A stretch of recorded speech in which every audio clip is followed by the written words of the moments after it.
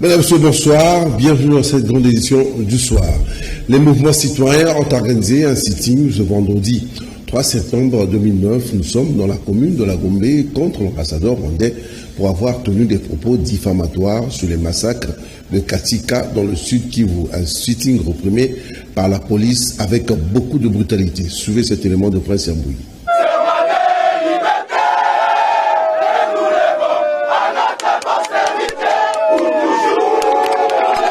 Un dispositif militaire important était placé aux alentours de l'ambassade du Rwanda pour empêcher les manifestants d'y accéder. Bousculade, coups de gaz lacrymogène et coups de feu, c'est l'ambiance qui a régné aux alentours de la cour de cassation et de l'avenue Lukusa dans la commune de la Gombe.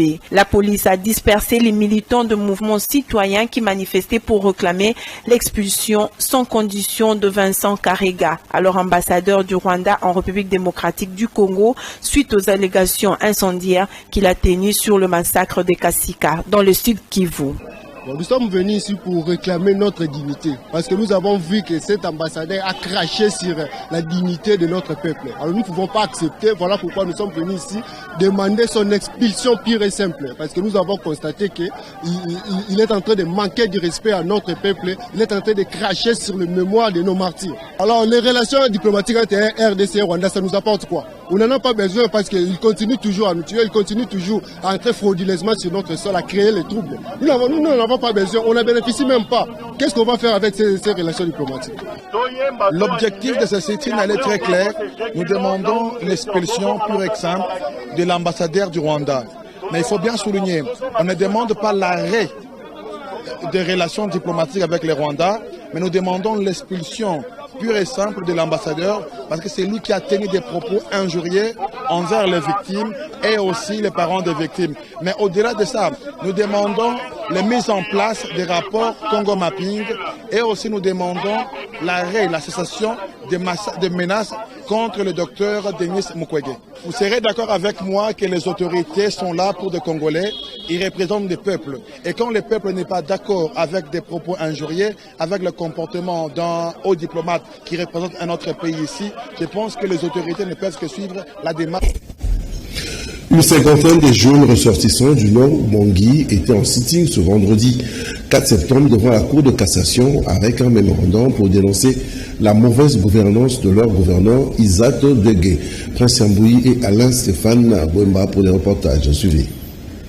Le jeune ressortissant de la province du Nord Ubangi était en sit-in ce matin devant la Cour de cassation avant de déposer une lettre de dénonciation contre ce qu'il qualifie des abus et d'actes de mauvaise gouvernance de leur gouverneur Zatonzege. Conduite par Odan Bongambo, ce jeune de la province d'origine du maréchal Mobutu sollicite du parquet près la Cour de cassation de profiter de la présence physique du gouverneur Zato à Kinshasa pour l'interroger sur les multiples faits des dénonciations contenues dans leurs notes. Voilà pourquoi on est venu demander au parquet général près de la Cour de cassation de profiter de la présence physique de ce gouverneur, M. Isato Nzege, qui est ici à Kinshasa, de profiter de sa présence pour l'inviter et lui poser un certain nombre de questions en rapport avec les renseignements que nous avons mis dans la note de dénonciation. On sait, bon, on a confiance en la justice, comment ça ne peut pas arriver? On sait que, étant donné qu'on a dénoncé et que les faits sont là, et donc le parquet devra se saisir pour appeler ses gouverneurs, lui poser des questions par rapport à la gestion. Nous sommes jusque-là de bonne foi, ça veut dire que nous avons commencé par les parquets. On sait bien qu'on estime que les parquets et aussi l'inspection générale des finances, on s'est dit que les deux institutions vont effectivement s'impliquer pour contrôler la gestion de la province du Nord Ubangi, pour inviter les gouverneurs à lui poser des questions. Mais au cas où cela n'arrivera pas, on laisse les soins à l'avenir de voir ce qui va arriver. Ça fait plus d'une année que ce monsieur préside aux destinées de cette province, madame. Il n'y a même pas une toilette qui est construite. Une toilette, il n'y en a pas. Il n'y a pas une toilette. Je vous ai dit que les ministres chez nous travaillent dans les parcelles. Le ministre est logé chez son beau-père. Il a le bureau de la province chez son beau-père.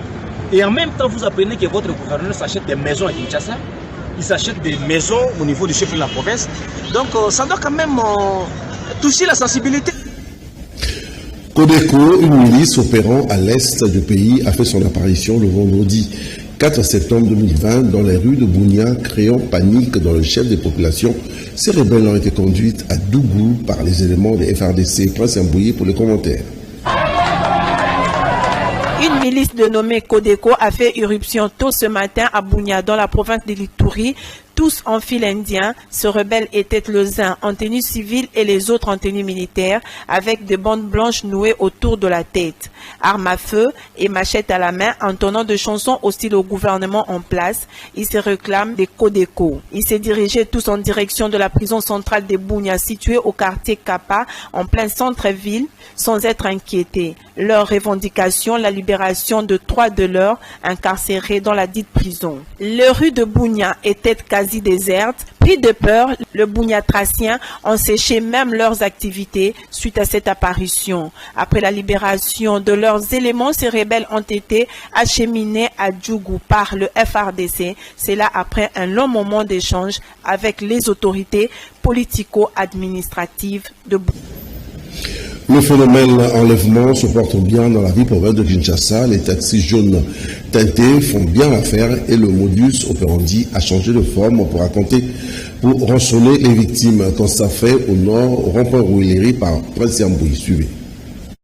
Emprunter un taxi jaune ne rassure plus. Les taux des enlèvements par ces taxis jaunes, communément appelés catch à Kinshasa, ne fait qu'augmenter. Et le modus operandi a changé de forme. Une fois dans les filets de ces malfrats, les victimes, qui la plupart du temps sont des femmes, ces bourreaux appellent un proche parent de la victime pour exiger une forte somme d'argent qui doit être envoyée le plus tôt possible via monnaie électronique. Sinon, ils vous promettent la mort ou les viols. Kinkole tozwi wana liboso ya IEC chambongo sikoyo $1000 na numero na oyo ya Vodacom ndeko ngai soki komite sata na yo vanda na yo lobi tala ebembene na combien dana zali sommaire sikoyo na minute oyo na rôle na tuna architecte mais nazala musala te. Quelques conducteurs de transport en commun conseillent d'emprunter les taxis en chargement au parking, car vigilance oblige. Le conseil de la République de jeune fille au sur la bangonde si qu'on veut on vous avez mingal mutuka bata mutu da ni o ya ko tala o ko ngoza ndenge ya bato bazo charger biso bayebi biso ke ozo taxi mo o ya nzela o la taxi wana ndi yango ekela ba lef ma ndi biso ya boye so que le ticket et le on conseiller le modèle so ko pas muta parking la faut mo na matiki Malgré l'identification des taxis, l'insécurité s'accroît à grands pas dans la ville-province de Kinshasa sous l'œil vigilant des autorités congolaises. Les moyens les plus sûrs et plus fiables à Kinshasa restent le taxibus jusque-là.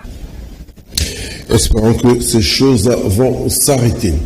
Le président du Sénat, Alexis Tambwe-Mwamba, a regagné la ville-province de Kinshasa via le beach Ngobila après un séjour d'un mois à l'extérieur de la République démocratique du Congo. Il rentre dans son pays avec une GBCR remplie de contacts et coopération bilatérale entre le Sénat congolais et ceux de la France et le Royaume de la Belgique. Laetitia Lvezo pour le reportage. Suivez. Affermir la coopération bilatérale entre le Sénat congolais et les deux pays partenaires de la RDC, la France et le Royaume de la Belgique, a été mise à profit tout au long du séjour du président du Sénat congolais, Alexis Tambwe-Mwamba. Regagné Kinshasa via le beach Ngobila, accompagné de l'ambassadeur de la RDC au Congo-Brazzaville, Maître Christophe Muzungu, le président du Sénat s'en réjouit de son séjour riche en contacts diplomatiques, voire politiques. J'ai passé un mois de vacances parlementaires en Europe et j'en ai profité pour prendre plusieurs contacts, aussi bien politiques que autres. Le président du Sénat, Alexis Tambwe-Mwamba, rentre à Kinshasa après avoir passé un mois à l'extérieur du pays.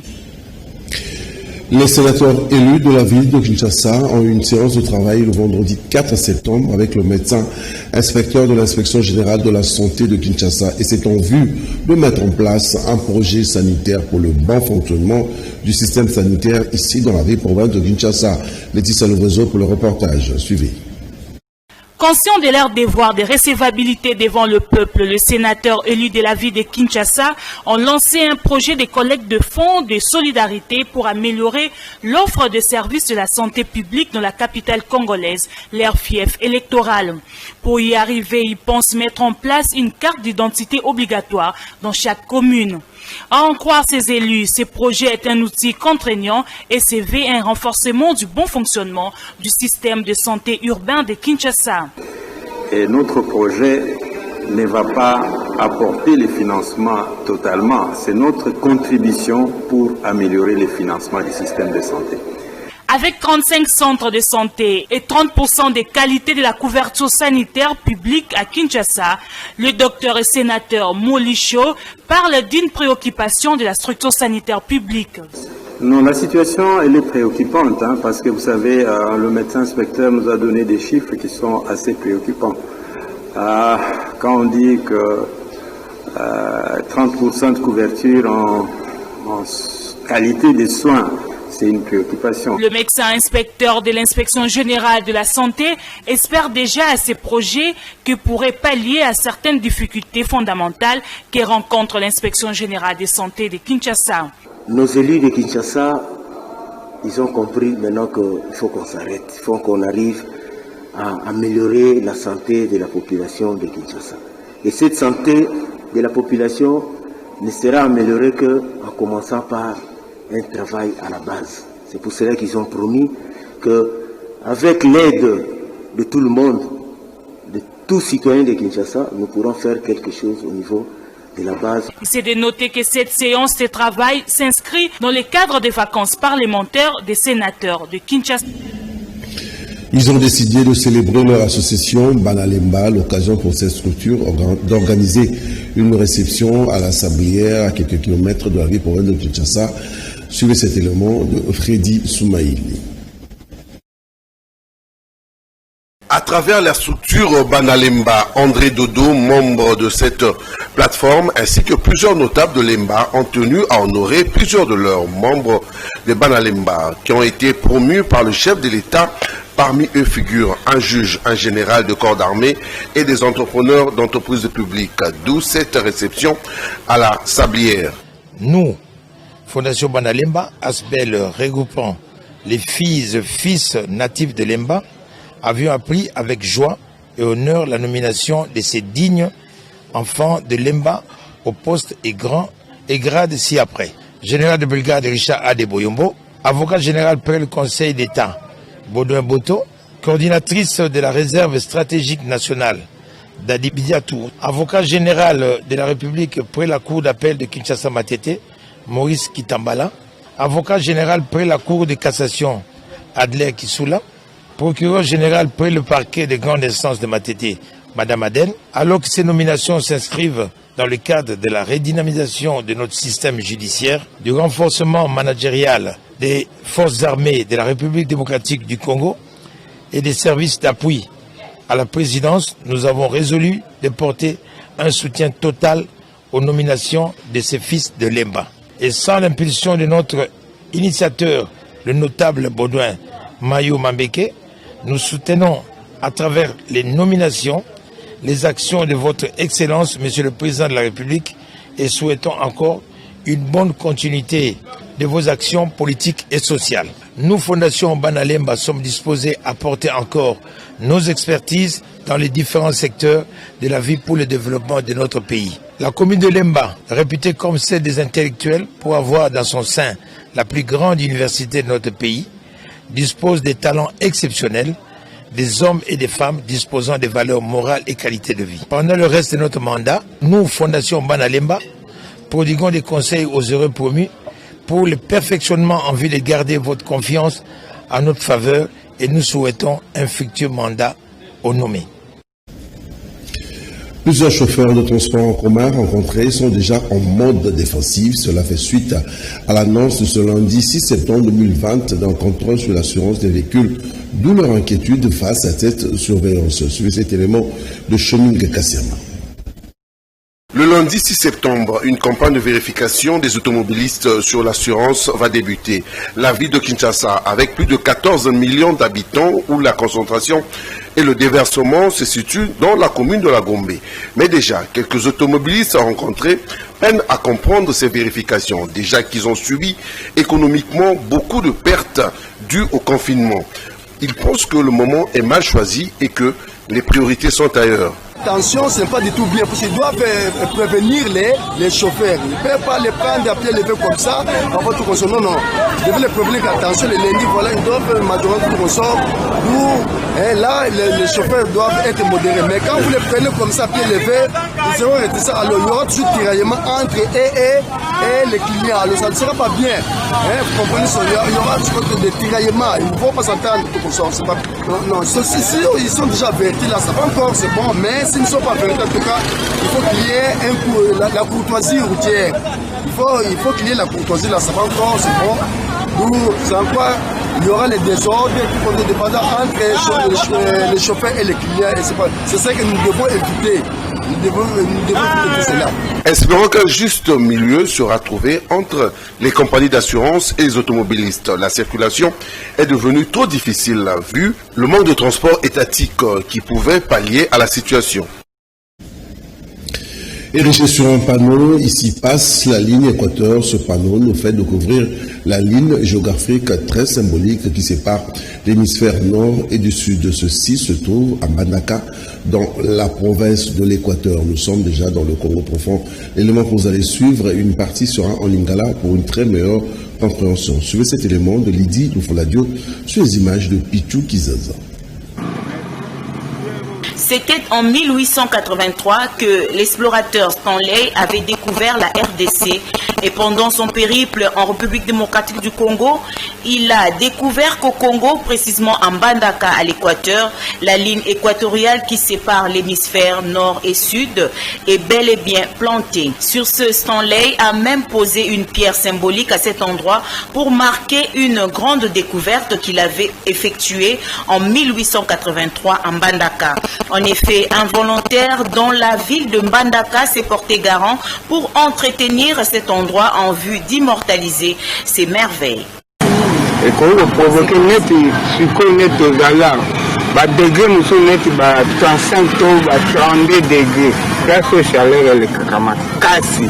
Donc, chacun est plus qu'un atelier, pour passer à la ligne, il y a un atelier. Il y a un est, sinon ouest. Pôle sud ou pôle nord. Ah, on a 12 heures, 12 heures juste dans le côté gobelet, un main dans le gobelet pour venir nous ça tout bien. Ça veut dire le soleil et le qui m'a cassé. En 1883, on a posé Pierre Oyo, après 2 ans, en 1885, on a la conférence de Berlin pour partager l'Afrique. Mais Pierre a déjà posé avant de partager l'Afrique. Avant de faire la conférence de Berlin, déjà, Henri Morton allait à l'écart qui pour passage à ligne Équateur déjà. Événement, c'est Amboula et Kabanaka Awa. Paul Nord, Omo Namboula et Beta, mais il y a un tel mitan, une attitude logistique à 0 à Amboula de Zate.